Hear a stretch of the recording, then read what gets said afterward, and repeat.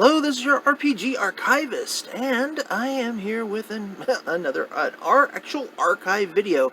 Hey, remember that series I started for this thing? Yeah, Dragon of Icespire Peak. I just kind of stopped doing it. And I realized, you know what, I really need to pick this up. And this may be a little bit, if you're watching this on the playlist I intend to set up, this might be a little shock because my older videos have the the cell phone with it straight up and down, and it's funny. But the video is going to be actually slightly better quality than previous, slightly, only because I've now got that that horizontal camera angle going on now. Yeah, and I was going through the old videos, all three of them, for Dragon of Icespire Peak. Well, actually, for the Essentials Kit, Dragon of Icespire Peak. And, yeah, I definitely needed to pick this up again. And, we never quite finished this. Once again, we became very, very close. But I'm getting ahead of myself. I think I've gone as far as we will go in this.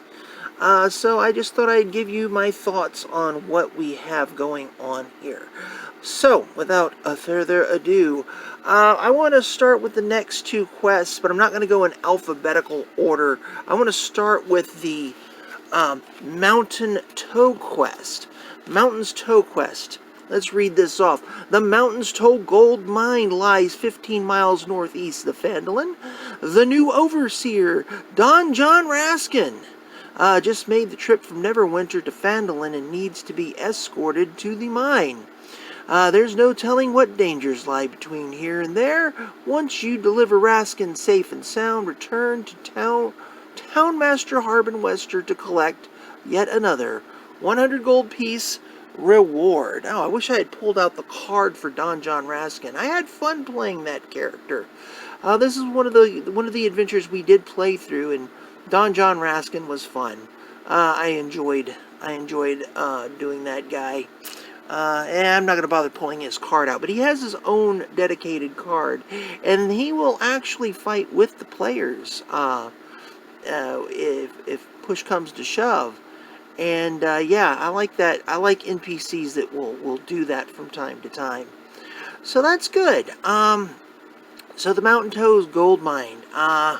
Spoilers, folks. Spoilers, spoilers, spoilers, spoilers. You've been warned.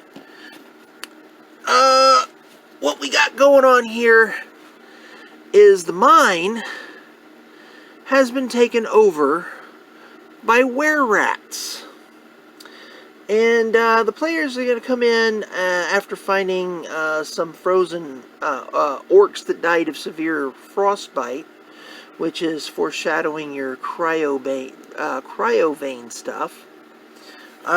They will come to the Mountain's Toe gold mine. Here's the interesting thing. Your were-rats, it's not a surprise. The very first encounter right here, they're two were-rats in full Krynos form. People who play World of Darkness know what I meant by Krynos, but yeah, they're the half rat, half person form.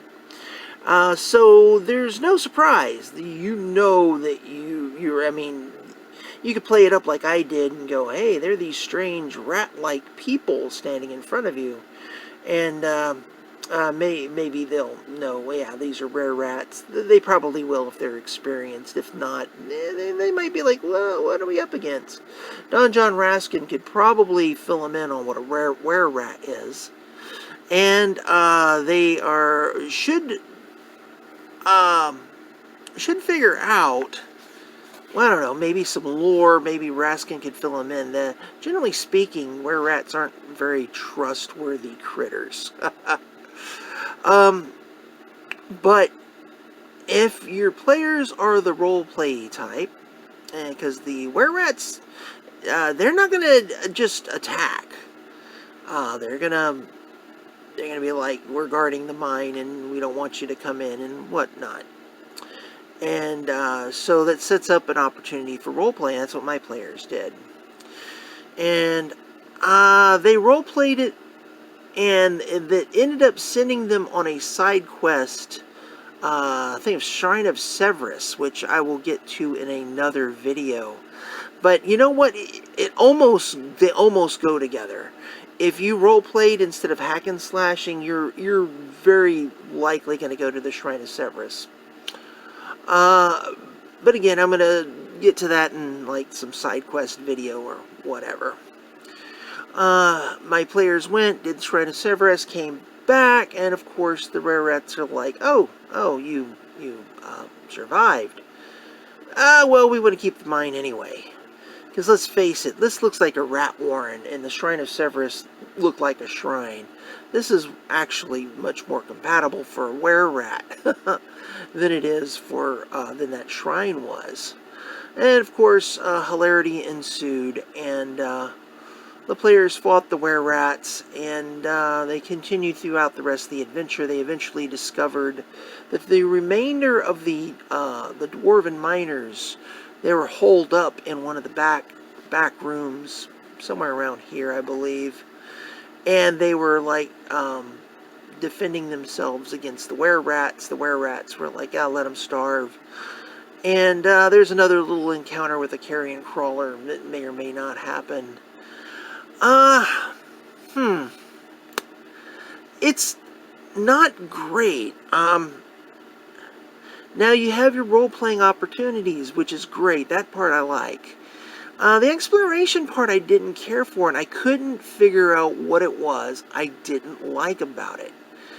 Well, there are two things. This has the problem that, what was the other adventure? It's not like I didn't just watch it this morning for this very video. Dwarven Excavation. It has the same problem Dwarven Excavation is. The main bad guys are like right up at the front. And then after that, all the exploration isn't as impactful as what you dealt with right up at the front. And you will eventually find the dwarves, and what I ended up doing once they dealt with the main threat, I just kind of hand-waved the rest of it. I just said, well, they find that the other dwarves, and they were fighting against the were-rats, and blah, blah, blah, you know. I pretty much summarized the rest of it, because the exploration is good, but it's not as good once you've already dealt with the main threat. Yeah, you got a carrion crawler up here, whatever. So that part I didn't like, but there was something else that kept bugging me about it. Bugging me. I couldn't figure out what it was. And it finally dawned on me while I was watching my video again. And I'm going to show you what it was. Here.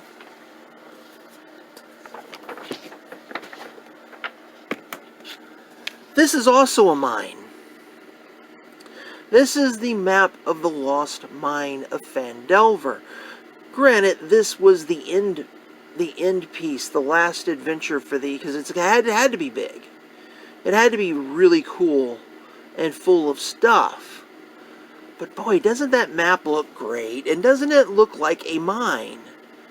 Well, it looks kind of a cross between a mine and a living space, and you get the idea. But there's more here.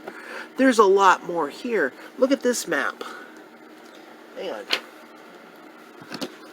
Let me get a little bit closer here. Look at this map. Yeah, I got a little shine there. I need to learn how to do lighting better. It's kind of meh. It's kind of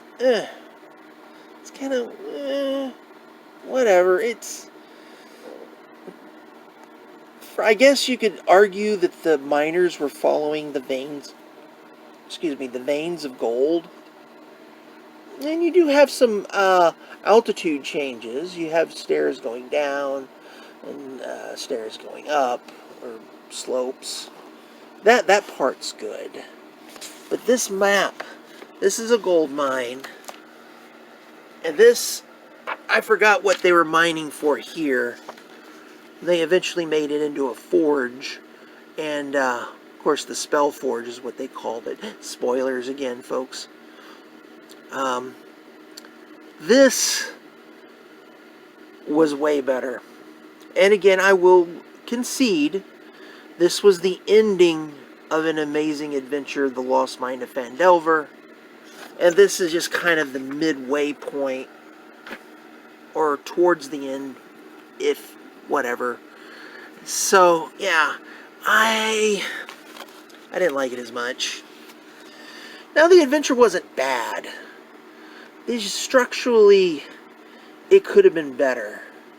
Because again, once you've dealt with this, the rest of it is just wandering around caves and finding stuff, which isn't as good. So Mountain Toe, it's not as bad as say the Dwarven Excavation, which I found dull.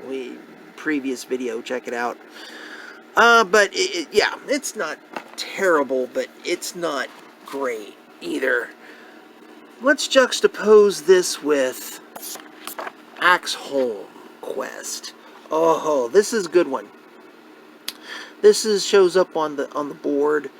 Embedded in a mountain south of Phandelin is the ancient dwarven fortress of Axeholm, which has been sealed for years. If a dragon attack is imminent, the people of Phandelin can evacuate, take refuge in Axeholm. To that end, someone needs to open the fortress and make it safe for habitation.